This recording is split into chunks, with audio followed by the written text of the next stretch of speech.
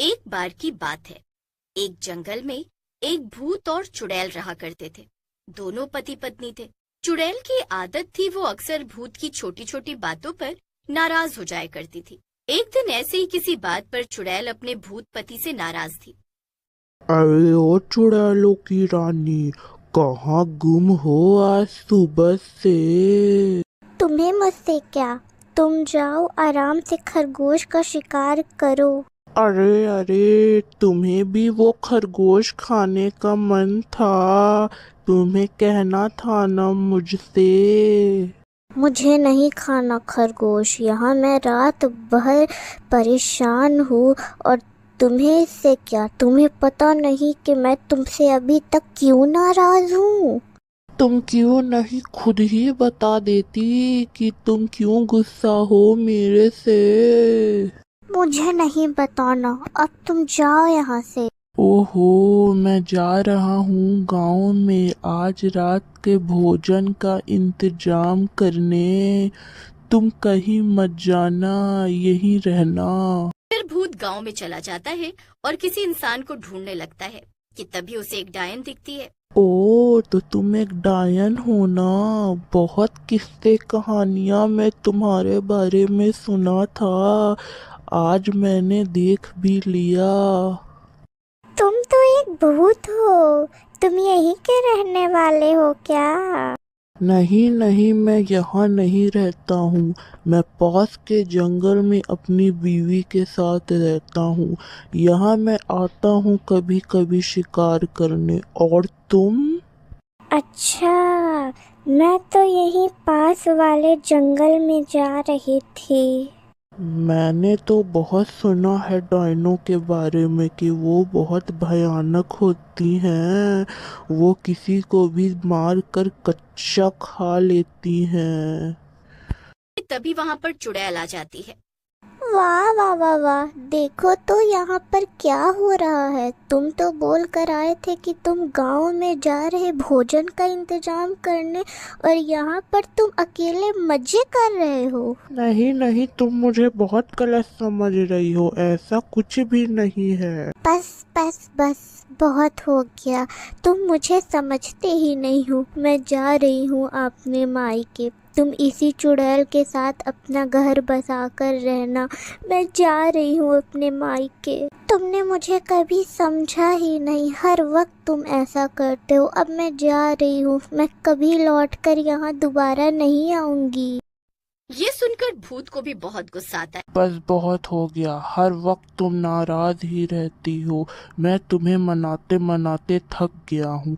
तुम्हें जहाँ जाना है तुम जा सकती हो। ये सुनकर चुड़ैल को बहुत दुख होता है और वो नाराज होकर अपने मायके चली जाती है। इधर भूत का अब चुड़ैल के जाने से दिल नहीं लग रहा था। उसे हर वक्त अपनी नाराज चुड़ैल बीवी की याद सता रही थी। ये क्या? तुमने उसे जाने दिया? लगता है तुम सच में अपनी चुड़ैल बीवी से बोर हो गए हो। अब तुम मुझसे शादी कर लो। नहीं, वो सिर्फ नाराज हुई है। मैं उसके अलावा किसी के बारे में सोच भी नहीं सकता। जब उसकी नाराजगी खत्म हो जाएगी वो खुद ब खुद वापस आ जाएगी। ये सुनकर डायन वहाँ से मुंह बनाकर चली जाती है।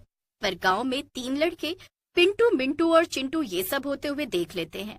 मिंटू और चिंटू, तुम लोग कुछ समझे? इतने सालों से दो भूत और चुड़ैल हम गांव वालों को परेशान कर रहे थे। उनके बीच झगड़ा हो गया है और वो चुड़ैल छोड़कर चली गई है भूत को। हाँ मिंटू, लेकिन इसमें हम क्या करें? हमें इन भूतों और चुड़ैलों के मामलों से दूर ही रहना चाहिए। इसमें जान का बहुत खतरा है। अगर चुड़ैल भूत को छोड़कर जा चुकी है, इसका मतलब अभी ये भूत पूरी तरीके से अकेला है। अभी हम लोग इस भूत को डंडे से मार मार कर अपने गांव से बाहर कर सकते हैं। हाँ चिंटू, मैं भी यही सोच रहा था। चल गांव वालों को ये बात बताते हैं और इस भूत के बच्चे को मार मार कर अपने गांव से बाहर करते हैं। इसमें बहुत मजा आएगा। तीनों दोस्त हंसते हैं और पिंटू, मिंटू, चिंटू गांव के सरपंच के घर की तरफ चल देते हैं। सरपंच के घर पहुंचकर सबसे पहले पिंटू कहता है, सरपंच जी, बहुत बढ़िया खबर लेकर आया हूँ आपके लिए। अच्छा, भला वो क्या है बिट्टू? दरअसल जिस चुड़ैल और भूत ने आपकी दादी को मारा था और हमारे गांव के कई लोगों को मारा था, उस भूत और चुड़ैल के बीच आपस में लड़ाई हो गई है और वो चुड़ैल जंगल छोड़कर चली गई है। अभी वो भूत पूरे तरीके से अकेला है। ये तो सच में बहुत अच्छी खबर है। वाह वाह वाह, अब आएगा मजा। हाँ हाँ सरपंच जी, ये सब होते हुए हमने अपनी आँखों से देखा है, आँखों से। अगर ये बात सच है तो ये खबर लाने के लिए मैं तुम तीनों को जरूर इनाम दूंगा। सभी लोग सोच में पड़ जाते हैं कि तभी चिंटू को एक आइडिया आता है। मैं समझ गया सरपंच जी कि हमें क्या करना होगा। हम सबको डंडे वाले बाबा के पास जाकर जादुई डंडा लाना होगा। जब आज रात वो भूत जंगल में अकेला सो रहा होगा, तब हम सब जाकर उस डंडे से भूत को मार मार कर उस भूत की जान ले लेंगे। तो फिर ठीक है, हम ऐसा करेंगे। तुम तीनों की जिम्मेदारी है डंडे वाले बाबा के पास से डंडे लाने का। शाम हो जाती है और गांव वाले सरपंच के साथ जंगल पहुंच जाते हैं। भूत आराम से एक पेड़ पर सोया हुआ था और उसे कुछ भी खबर नहीं थी कि आगे क्या होने वाला है। सभी लोग एक साथ भूत की तरफ बढ़ते हैं और जैसे ही एक आदमी भूत को डंडे से मारने जाता है, कोई उसे रोक लेता। भूत की बीवी अपने साथ डायन और कई सारे भूतों को लेकर आई थी। ये शोर सुनकर भूत की नींद खुल जाती है और सामने इतने सारे लोगों को एक साथ देखकर वो हैरान हो जाती। तुम सबकी इतनी हिम्मत! तुमने सोचा भी कैसे कि तुम लोग मेरे पति को मारोगे? आज मैं तुम्हें कच्चा चबा जाऊंगी। इतना कहकर चुड़ैल और भूतों ने गांव वालों पर हमला कर दिया और उनके सभी डंडे भी तोड़ दिए। भूत दूर खड़ा ये सब देख रहा था। थोड़ी देर बाद गांव वाले अपनी जान बचाकर वहां से भाग गए।